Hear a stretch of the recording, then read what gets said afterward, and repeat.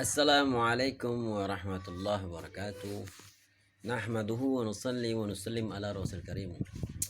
Alhamdulillah. Alhamdulillah wa syukurillah amma ba'd. Allahumma salli ala sayyidina Muhammad wa ala sayyidina Muhammad. Bersyukur kita kepada Allah. Hari-hari wajib kita bersyukur. 17 kali satu hari kita harus bersyukur, berdoa, doa hidayah, berdoa rahmat Allah Ta'ala di ketika kita membaca Al-Fatihah. Berselawat kita kepada Rasulullah SAW dengan Allahumma shalli ala sayyidina Muhammad wa ala sayyidina Muhammad, karena satu-satunya manusia yang bisa memberi syafaat kita nanti akhirat adalah Rasulullah SAW. Nah, hadirin yang mulia, nah ini masalah corona ini, ya kan? Corona itu ada yang bilang itu ada. Ya, kita percaya kalau corona itu ada. Cuman yang heboh itu bukan coronanya, tapi beritanya. Beritanya sana sini membingungkan. Di awal pertama katanya corona itu virus yang mematikan, yang sanggup membunuh siapa saja. Tiba-tiba pekan ketiga katanya corona ada yang sembuh. Lalu 100% yang sembuh 50%. Jadi alhamdulillah sekarang kita ketahuan bahwasanya ada yang bilang nggak boleh mudik. Ini maaf sebelumnya saya protes ya, bukan berarti nggak suka dengan negara, tapi saya mau protes. Kalaulah kita nggak boleh mudik disebabkan karenanya katanya kita menularkan virus itu kepada saudara-saudara kita, orang tua kita, ayah kita, mak kita, lalu corona itu membunuh mak dan ayah kita, berarti corona nggak butuh Allah.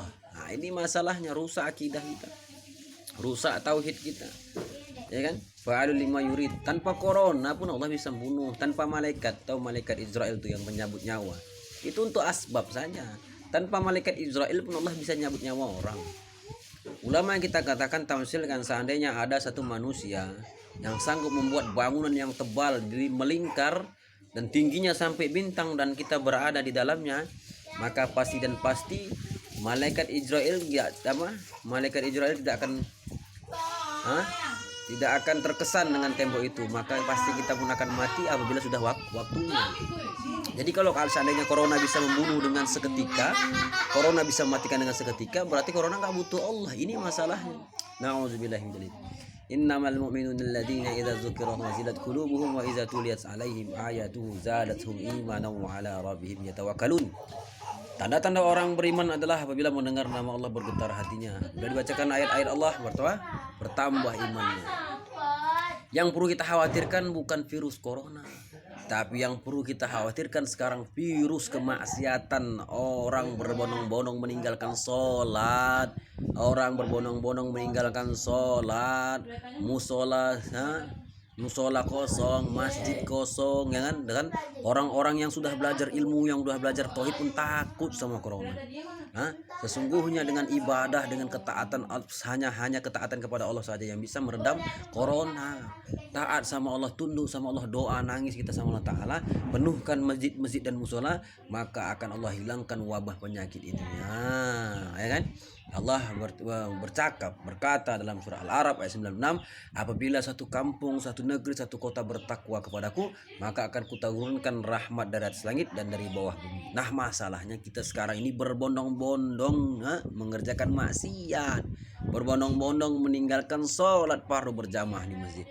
Bahkan kata Allah, ada taman-taman surga adalah masjid. Tempat yang paling aman di permukaan ini adalah masjid. Seandainya ada wabah penyakit, ada bala, ada bencana, maka siapa saja yang berada dalam masjid maka akan Allah selamatkan.